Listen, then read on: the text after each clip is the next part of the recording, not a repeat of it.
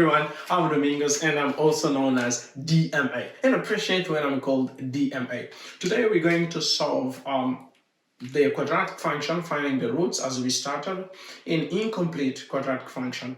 We said that it's incomplete quadratic function when one of the term is missing. But today we actually having this. Let's have a look and learn together by having fun. We have the complete form characteristic of the quadratic function is this one, a squared plus bx plus c. We said always a can never be 0. Otherwise, this will lead us to first degree polynomial function. And we want that to be out of our list. Of course, we don't want this problem, not even this trouble.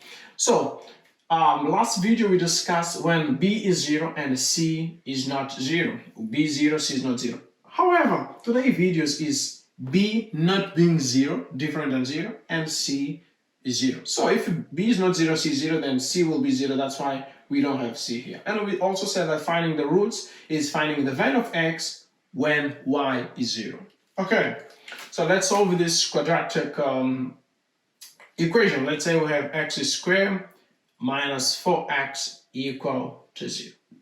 Okay, we said first method is using factorization, which is factorizing, transforming the sum into product.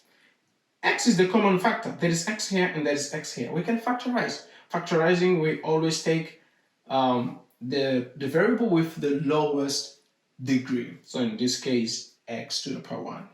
So we take x, factorizing will be x, because if you multiply, it goes back, because we're going to add the exponents, minus 4, because if you multiply, it goes back equal to 0. Now we get in this expression. When does the product of two numbers, two expressions is 0? If at least one of them is 0. So we say then, first term x to be 0 or the second term to be 0. So here isolating x is going to be 4 because it's negative.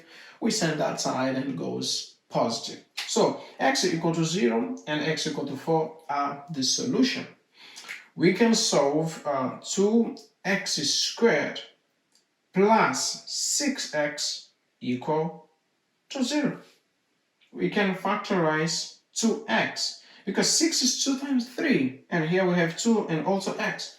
So factorizing 2x, we will have x plus 3 equal to 0. So product of two expressions being equal to 0, we say 2x equal to 0 or x plus 3 being equal to 0. X will be equal to 0 because 2 is multiplying. We can divide both expression by 2, so here will be x, 0 by 2 is 0. So here, isolating x will be equal to minus 3. So what happens if c and b are not 0? They are different than 0. What happens? For example, in this equation, we have x squared minus square root of 3x plus 9. So we can see that we have b and c as not 0. So the formula to use, also known as quadratic formula, is this one. This one here.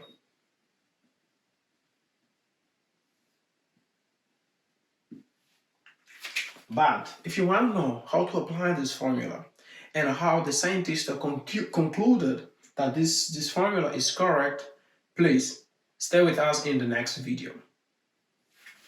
So if you enjoy, leave your like, your comment, subscribe, and most importantly, share with your friends.